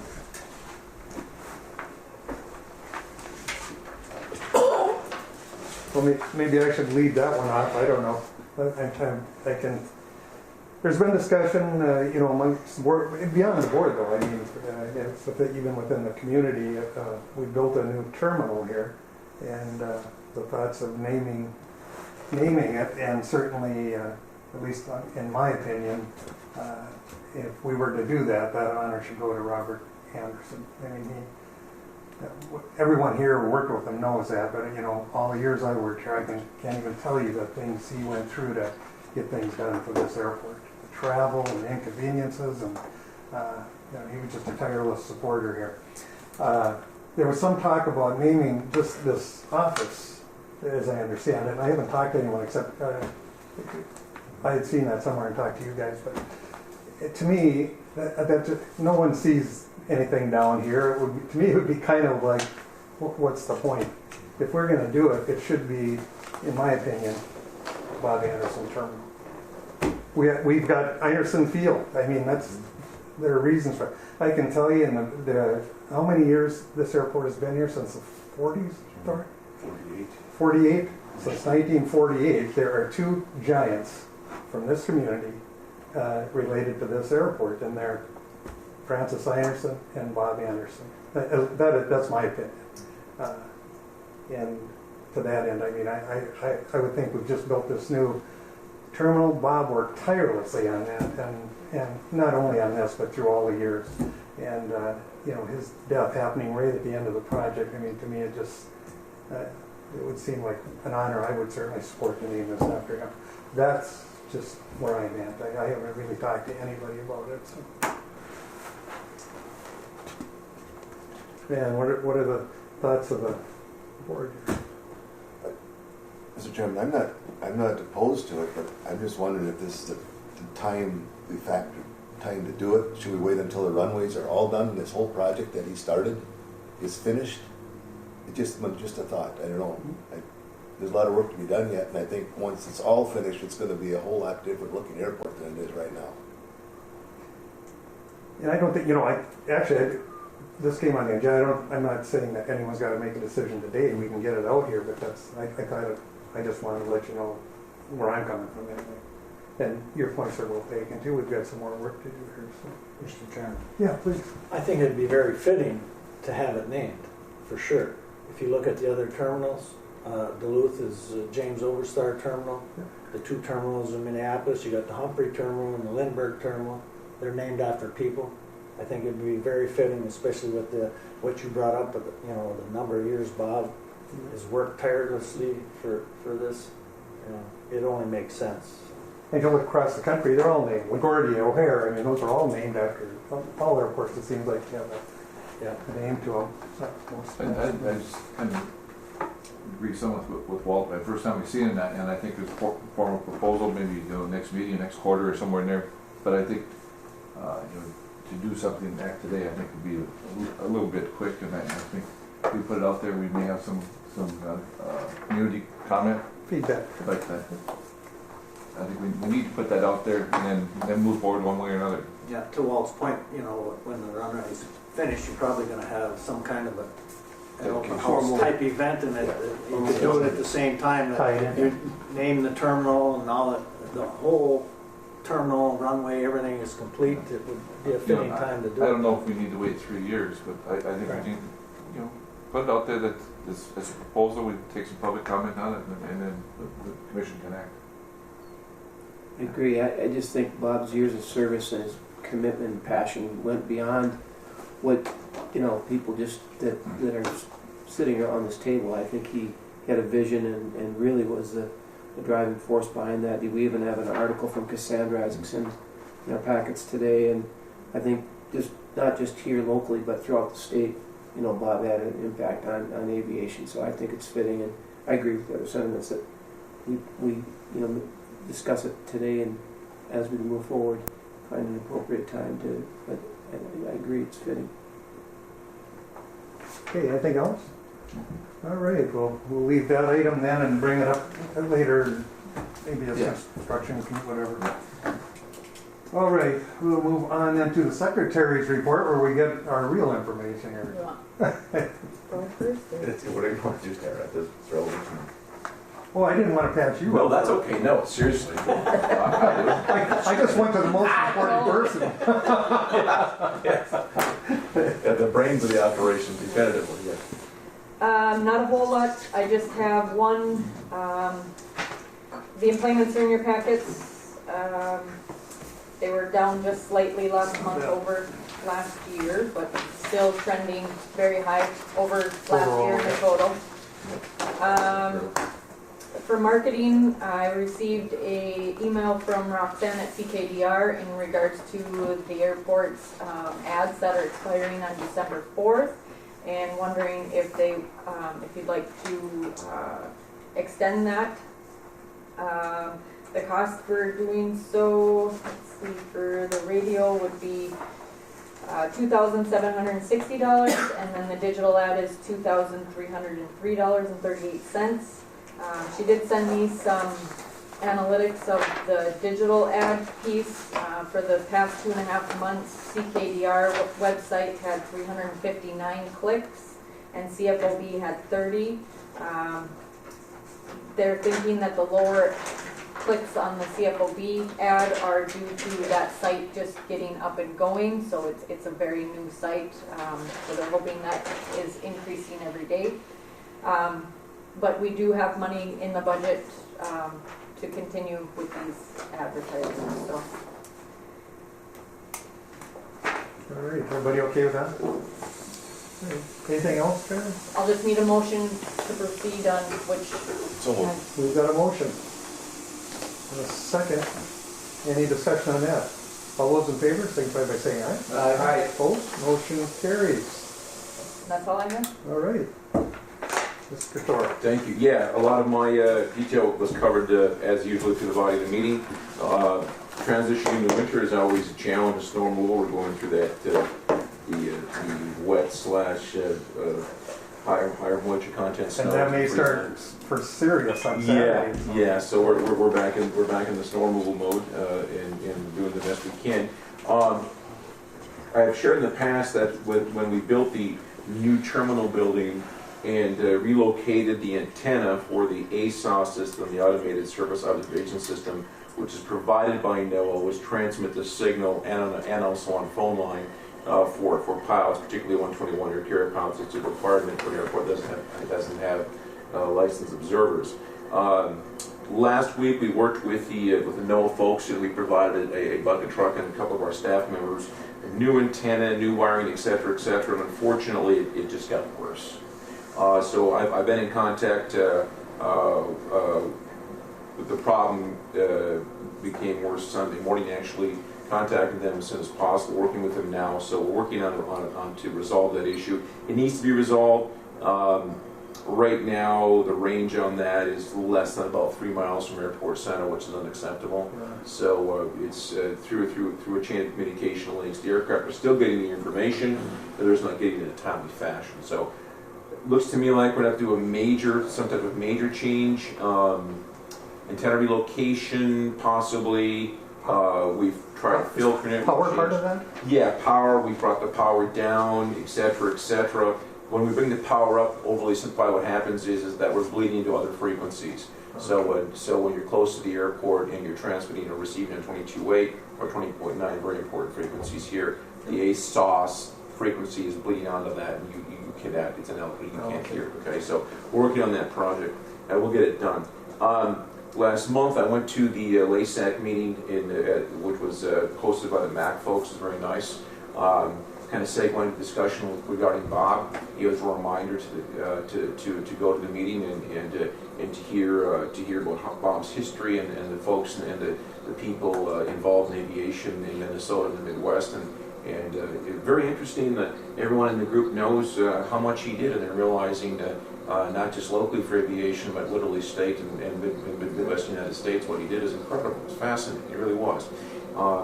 Through that event, one was reminded there are discussions about our airport, and it's very costly, no question about it. But the interesting thing to be reminded, I think, for the group and the community as follows: that there's 145 publicly funded airports in the state of Minnesota.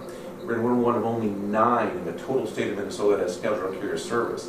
And most importantly, we are by far the smallest airport in the state of Minnesota that has jet air carrier service. We're very, very fortunate. We have 5-star service here in the smallest served airport in Minnesota. It's something to remind the group, remind myself, frankly. I take it for granted. It's important. We're very fortunate. That's the truth. We have something here that people would kill for in other communities. I'm asked quite often by many folks from the community that, man, you guys got jet service? We do. You have scheduled air carrier service? We do. How'd you do that? Well, it takes hard work. We get it done. But I just wanted to share that with the group. Full service customs entry, very rare. Absolutely. It's the one thing too that I think we had this discussion, Paul and I can remember, remind me, we were discussing about the funding. and what the money's, about what the money spent at the airport. I'll tell you what, folks, 95% money and 5% local, that's good money. That's really strong money. That's definitively going back into the community. That's definitively going back into the county. Unquestionably, no matter what the project would be, whether it's airport or building swimming pools, frankly. I mean, it obviously gets circled back. Anyway, thank you, and great meeting today. I wish everyone a happy, blessed Thanksgiving. Appreciate the work very much. Thank you, Thor. Thank you. Any questions for Thor? All right, reports from members. Harley, we'll go this way. I don't have anything today. I would just say, yeah, good meeting, good discussion on a lot of the pieces here, and it's, again, good to be on the ground when you see the snow that has to be moved, and these guys are up and at it, and in tough conditions, fighting this to make it, and working with the airlines, working with all the partners that have to make it work. It's impressive.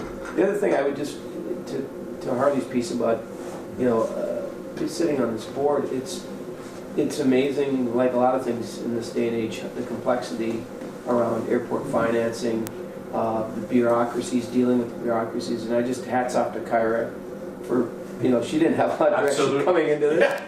And to Here's your weed through desk, here's your phone. Good big luck. projects, and to try to sort out the way they want it. There's a lot happens behind that door that Kyra has really met the challenge and threading the needle through all that. So hats off. And no gray hair yet, Tyler.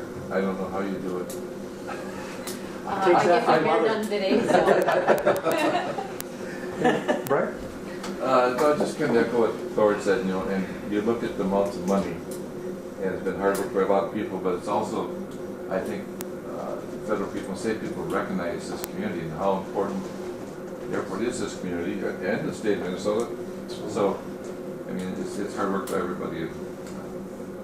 Same thing, just have a safe, happy Thanksgiving, and people that are traveling, good luck.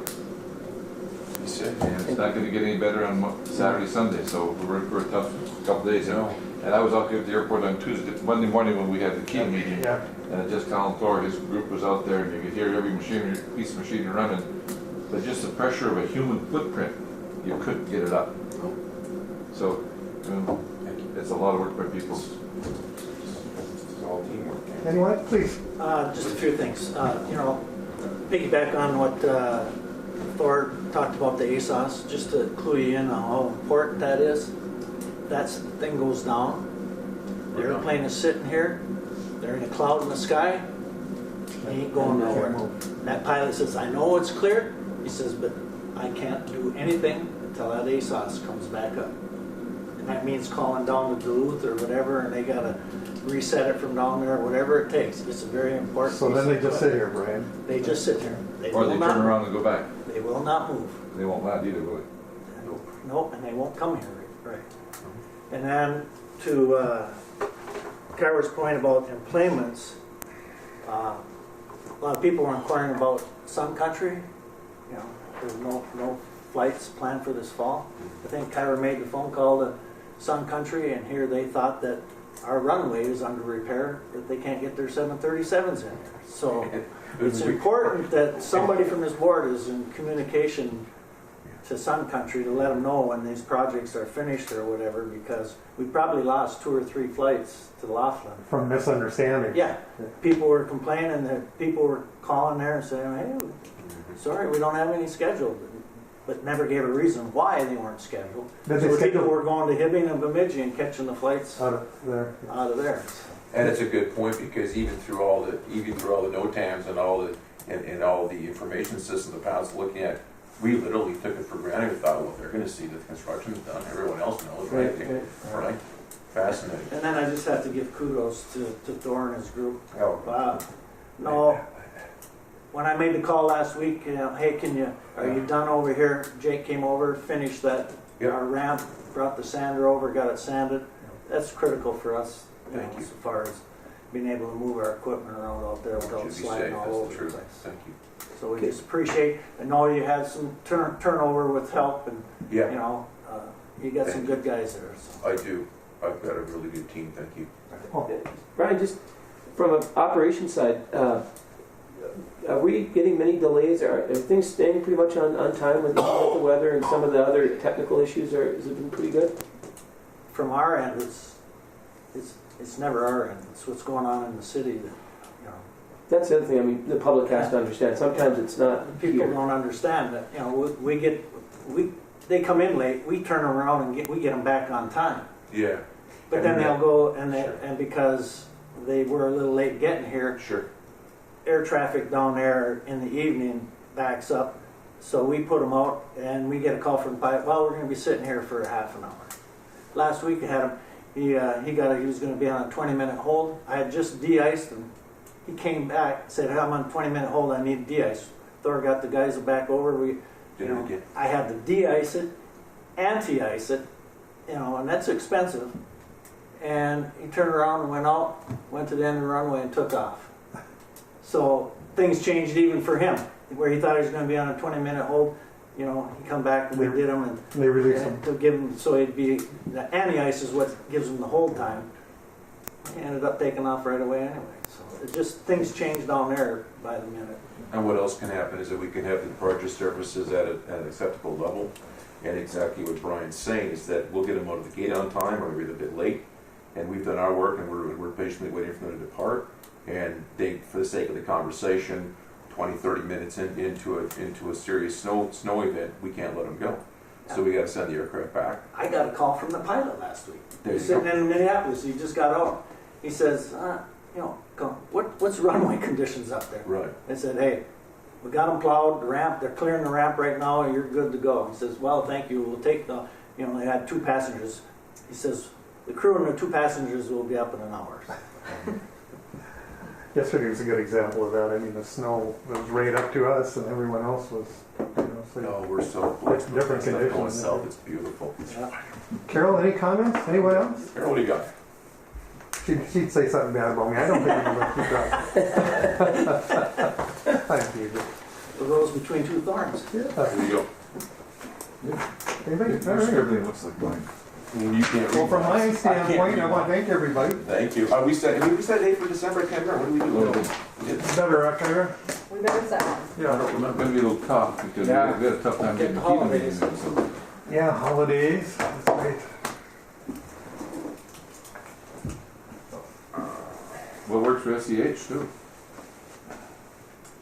Yeah. We're pretty open, I guess. I don't know.